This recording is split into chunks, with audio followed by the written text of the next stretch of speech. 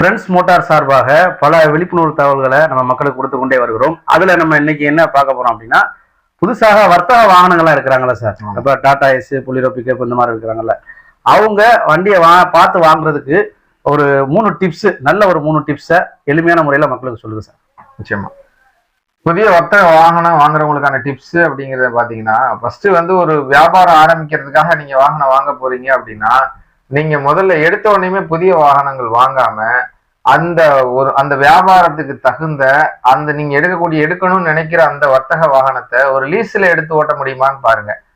ஒரு லீஸ்ல எடுத்து ஓட்டுறப்ப உங்களுக்கான புதிய வியாபாரத்திற்கோ அந்த வண்டி வந்து எந்த அளவுல செட் ஆகுது, நீங்க கொண்டு போற மைலேஜ் எப்படி கிடைக்குது, நீங்க உங்களுக்கு கொஞ்சம் அமௌண்ட்டுகள் வாடகையில போனா கூட பின்னாடி வந்து உங்க தொழில் எந்த அளவுக்கு செட் ஆகுதுங்கிறத பொறுத்துட்டு அதுக்கப்புறமா நீங்க புதிய வாகனம் வாங்கினீங்கன்னா தான் உங்க தொழிலுக்கு வந்து சூட் ஆகும். ஏன்னா இன்னைக்கு நிறைய வாடிக்கையாளர்கள் நாங்க சந்திக்கிறோம்.